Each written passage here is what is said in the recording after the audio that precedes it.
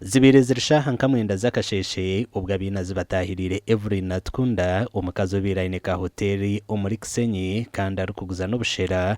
batyo niko kose umuzugugwe ahabire natura kandi arukora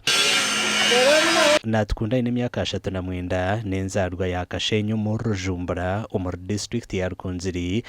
wena n'abana be babiri umurugubotse barukunga nukwe kubirukanza hirwa rurerure ryambara baba tubyamize kuza kubasha mwenda baza kuba turyaho twahurekera hure cenju akitera kubaheza kukitera batambika ebintu munju kuba ndi aho ndebo mu rugwayaka kandi omukwako omwe ahigura yibate nanimpurira nkenjura netutera omunju omwe onga cyose nungi ahashikiro wa boda niwe yamiya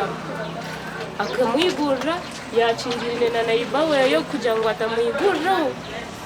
aho niho nimukira n'abana banje tukutere nduru kashohora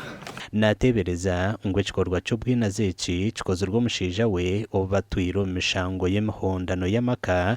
kandi ngo gugubire guryo murundo gwa kashatu arukuteraho kwenda kumwita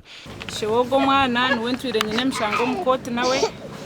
kurwo kwezi kwa kabiri tutwiro mukoti ahabwe ibintu by'amaka abantu bona nibakimanya ebi yakozere atwireho kunkora ibintu byingi konkeke mazima cyarengesereza abena atamburira amabati arikuza kukahibate eriyo abantu twena tube tumuhurire konka nk'ebya burijo twire ntukurire bukapani bitambara yiba tube tumwesere n'ekikapu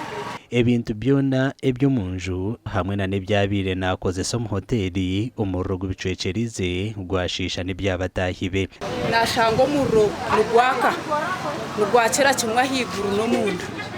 twagezaho kutafye bintu watakashirwa muro twagezaho kubishohoza hewe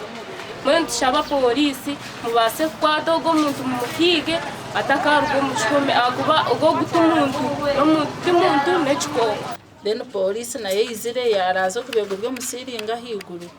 abo kubekikari cyona kibirengeza kuhabona amagaraga abantu agandi gasa Lilian Kusima Rukundo kansara wa Kisenyi yajumira ikikorwa cy'ubwina zeki ngabebe mbeze ntijumira kandi umwanya gwita tugona gugira abunkenke na munongo mcharo gwaye n'abana babiri abana no bashoma ati enjuyene hwireho buri kintu cyona cyacwekera tayine cyo kujwara tayine cyo kurisa abana